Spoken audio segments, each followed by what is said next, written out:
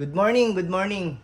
So habang wala pa tayong new stocks, pero bukas siguro ng umaga, nandito na yung mga new stocks. Tsaka dun sa mga naka-pending order sa akin, pantay lang po hanggang bukas. Padating na po yung mga new stocks natin.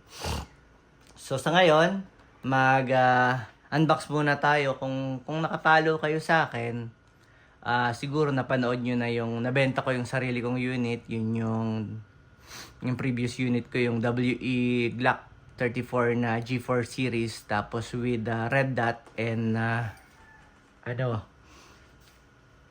with the red dot and Trustfire na flashlight. So ito yung ipinalit ko sa kanya, kasi kaya ko siya nabenta. Although pinilit ako nung client na ibenta ko sa kanya yung unit ko, parang gusto ko na rin talaga siyang palitan dahil nga mas gusto ko yung compact. Okay? So, ito yung pinalit ko sa kanya. So, ito yung box niya. So, ito ay Umarex Glock 45 MOS. So, MOS. Glock 45 MOS. So, yung Umarex, silang may hawak ng official license ng Glock pagdating sa replica, okay? So, pagdating sa Glock na mga airsoft, Umarex po yung pinaka high-end. May tatlong manufacturer ang Umarex: BFC, GHK, at saka SRC. Eto, BFC siya. Yung GHK, kayang-kaya niyang yung pagkasa, yung bigat ng pagkasa, yung bigat sa gatilyo, parehas na parehas siya ng totoong unit, totoong Glock. Ito, medyo madali siyang kalabitin. Kaya BFC ang kinuha ko. So, medyo pricey siya kasi high-end siya na Glock. Kasi fully licensed siya ng Glock. Kumbaga,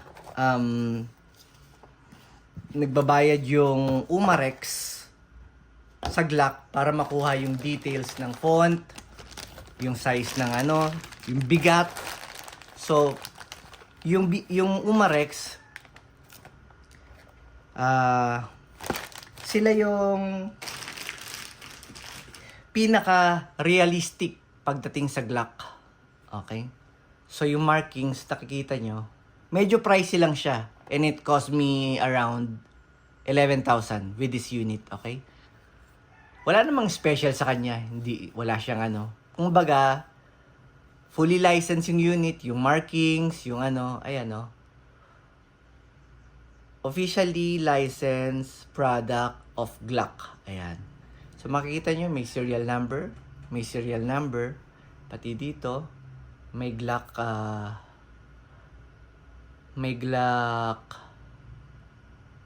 markings. Dito rin. Ayan.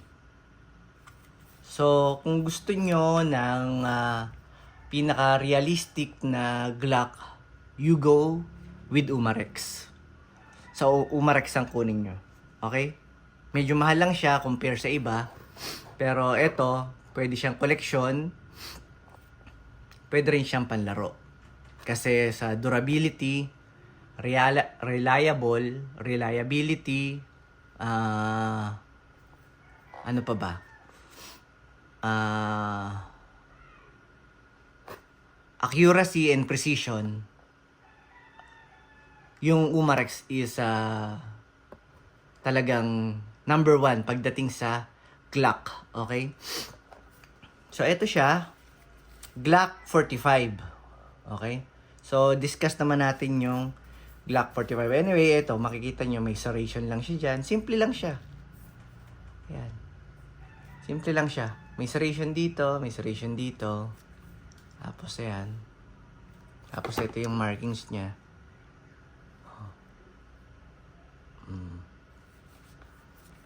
Tapos, tingnan muna natin bago natin discuss ano ba yung mga kasama niya dito. So, may kasama. Ito yung magazine niya. Tapos,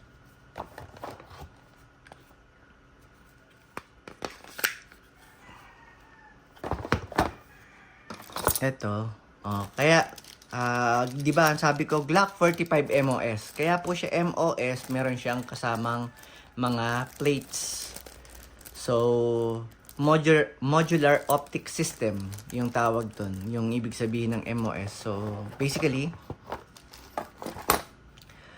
compatible siya sa halos karamihan ng mga red dot or mga scope. So, tatanggalin nyo lang yan, 2 tornilyo. Ipapalit nyo tong kung alin man ang compatible sa binili mong red dot. Okay? So, ipapalit mo to kung alin ang compatible nun sa red dot mo. Hindi mo na kailangan bumili pa ng ibang plates kasi yung iba, binibili pa yung plates 600, 700. Ito may kasamang 4 na plates. Tsaka ito.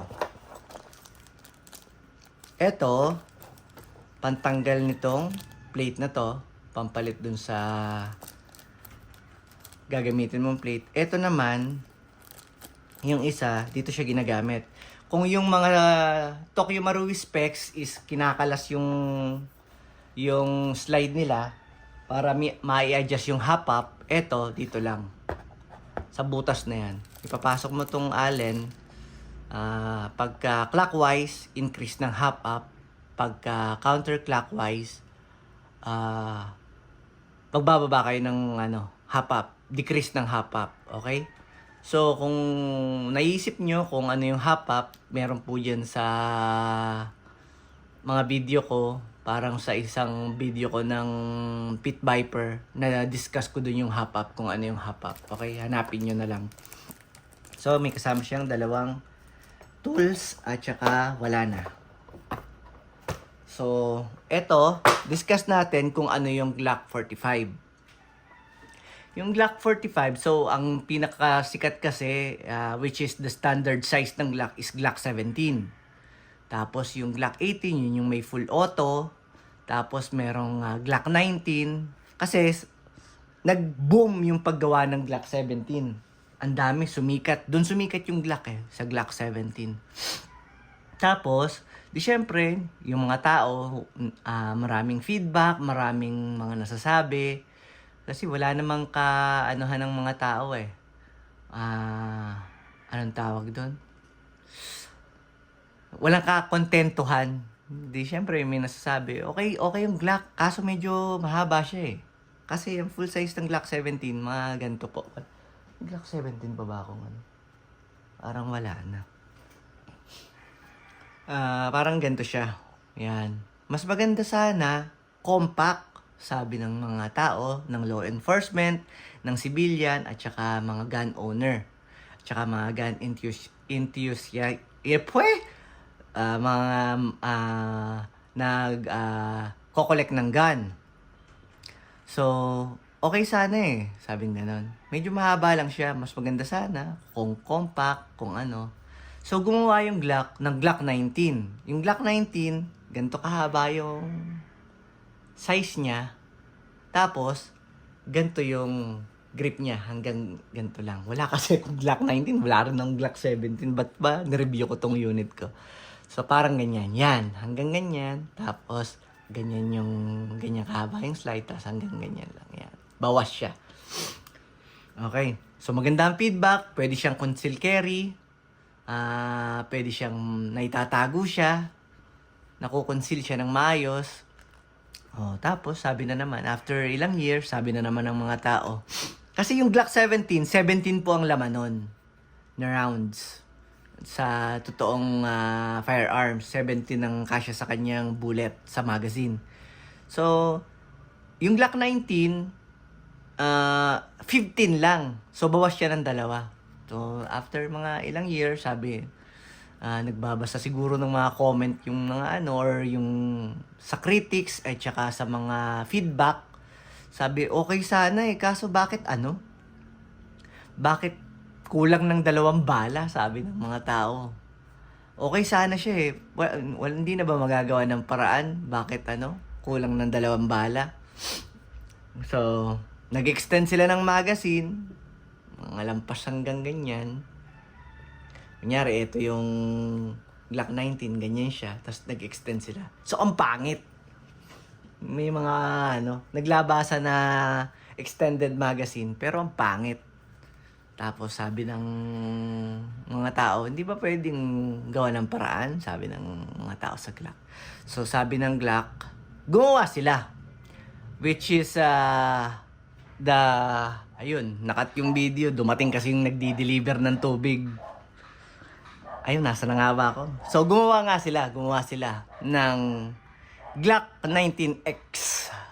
Okay? So Glock 19X. So yung Glock 19X, Glock 19 yung haba, nakasing haba nito. Tapos yung grip niya, at saka yung magazine niya, kompleto na, 17 rounds na. Tinawag nila yung Glock 19X. 17 yung rounds, kasing haba siya ng grip ng Glock 17.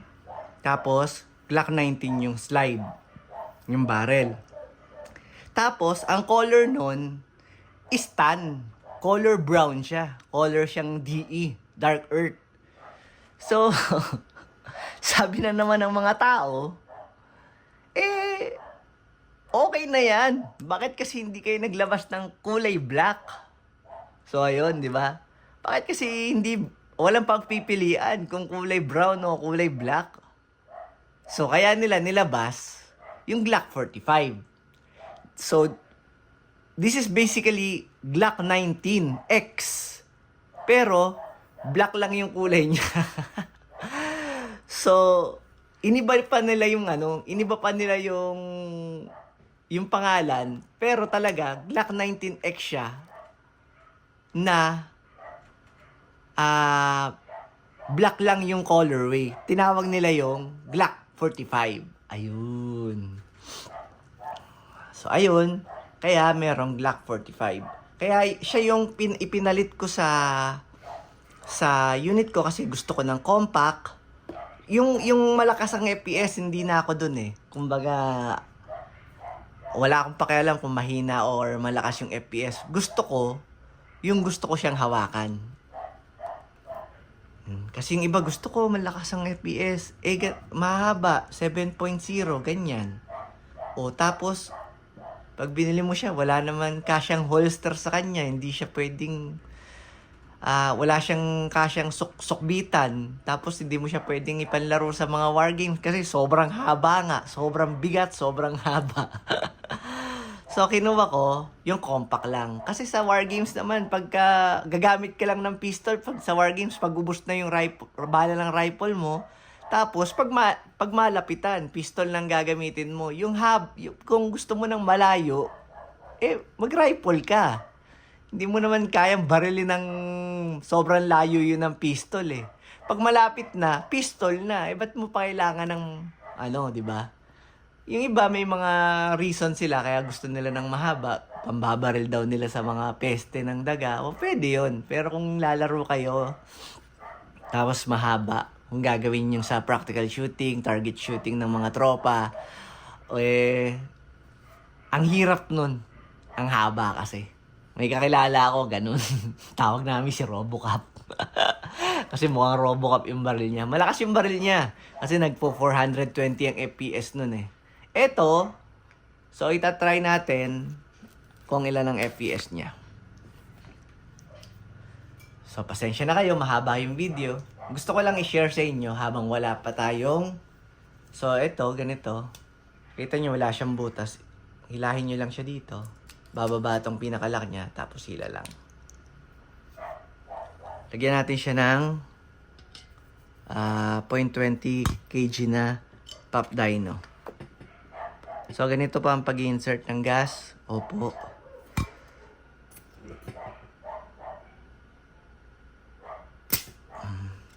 Tapos, lagyan natin siya ng, yun lang, wala akong BB na naka-prepare. O, tapos, nakita nyo, meron akong dalawa ditong RMR. Ayan, Trichicon. So, yung isa niyan, kakabit ko dito sa unit ko. Yung isa, meron kasing client ako na nag-order sa akin ng Glock 18C. Nagpapabuild siya sa akin. Gusto niya kakabitan ng RMR yung unit niya, tapos ika-calibrate ko na rin. So, kung paano ba mag-calibrate, may video din ako dyan sa baba. Kung paano siya mag-calibrate. So, lagyan lang natin siya ng dalawang bala lang.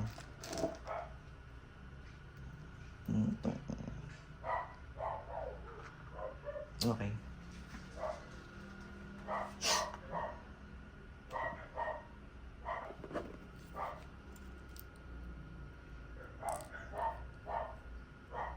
Dalawa lang. Yan. So, chrono check tayo. So, gamit ko ay 0.20 na tactical lancer, 0.20 grams na BBs. Tapos, 6mm.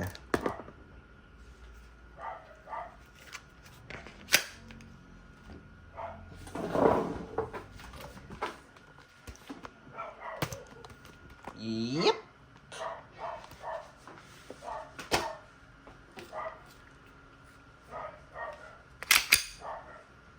Yung pang isa sa mga features ng nakalagay sa features ng Umarex, yung click and clack sounds niya is kaparehas na kaparehas talaga sa Glock. Okay, isa yun sa mga key features ng Umarex.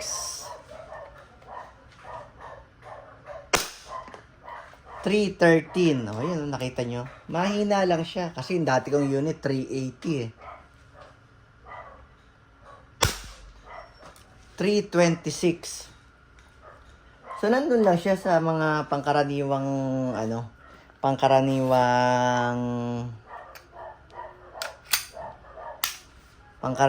FPS ng mga ganito kahabang pistol. Nothing special about it. Mahal lang talaga siya kasi nga Umarex siya. So, ayun lang.